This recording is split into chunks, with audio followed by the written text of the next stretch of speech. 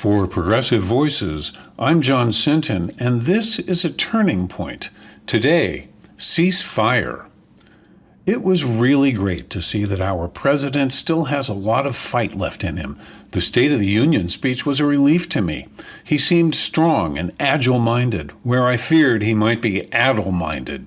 I loved the back and forth with the Republican hecklers. And now that I'm sure he's up for it, I want President Biden to address the Israeli people, whether via television, social media, or live in their Knesset. Some things have to be said. It's taken too long, but the Biden administration is finally adopting a very public stance in opposition to Israeli Prime Minister Benjamin Netanyahu. The other day, Vice President Harris spoke for the administration and for so many of us here and across the globe when she demanded an immediate ceasefire. I wish to underscore the above because while I disdain the Prime Minister, I love Israel. I have deep and meaningful family ties there. After losing her parents, aunts, uncles, and many cousins to the Nazis, my grandmother spent a lot of time in the 60s and 70s on a kibbutz with what family she had left outside of the States. Israel meant the world to her, and by extension, to us.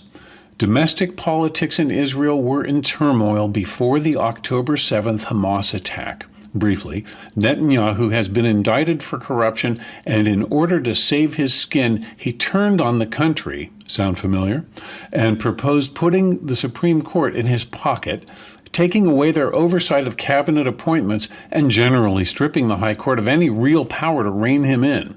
To stay in power, he made a deal with the religious far right, even onboarding former felons, anyone, regardless of their desire to kill Israeli democracy, so long as they are willing to protect him from the law. Sound familiar?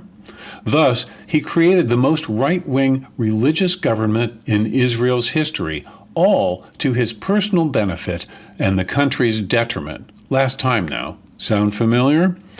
Anyway, President Biden has tried to keep his cool in public, but he has lambasted Netanyahu in private, but to no avail. As most American Jews have watched with horror the carnage Israel is wreaking on the Gaza Strip, the president, finally fed up, sent his VP out to the cameras as he was instructing our military to build a temporary pier to land food and medicine off the Gazan coast, even as our airlift of food and medical supplies continues. Benny Gantz, Bibi's chief political rival, came to the States to discuss a ceasefire and how to form a governing coalition in Gaza with the surrounding Arab states now that the Palestinian Authority, always about as potent as a Nevada boxing commissioner, has finally admitted that it is not up to any task that doesn't involve lining its own pockets. Foreign policy is traditionally left to the executive, but in an unprecedented breach of protocol in 2015, Senate Majority Leader Mitch McConnell and then Speaker of the House John Boehner did a foreign policy end run around the Obama administration and invited Netanyahu to speak before a joint session of Congress. He accepted and came here specifically to undermine Obama and the two-state initiative. Well, turnabout is fair play. Joe Biden should now go directly to the Israeli people who, incidentally, despise Netanyahu and how he's clinging to power by pandering to their hard right. The war in Gaza is an expression of how beholden he is to that faction. That he used them in his attempt to change the Supreme Court to keep himself out of the defendant's dock on various corruption charges is not exactly a state secret. Netanyahu's cronies are not tone-deaf. They simply don't care that Israel is squandering 7 decades of goodwill and sympathy. The irony of the oppressed becoming the oppressors doesn't penetrate their 7th century sensibilities.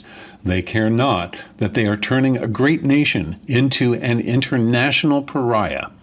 Bibi's endless war is in reality a factory built to radicalize another generation of Palestinians while turning the world against Israel and its American allies.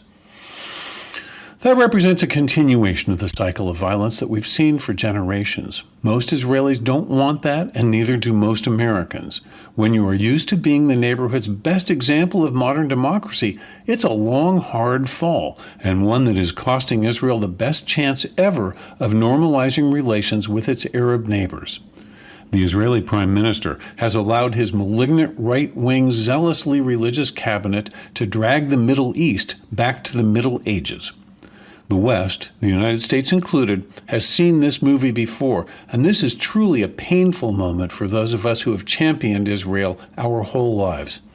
Let our president address the Israeli public now and restate our founding principles while reminding Israelis of theirs. For Progressive Voices, I'm John Sinton. PV brings you the best progressive audio and video in one free stream. Stephanie Miller, Tom Hartman, Randy Rhodes, David Packman, Brad Friedman, and more. Search Progressive Voices on the TuneIn app. Download the free Progressive Voices app or go to progressivevoices.com.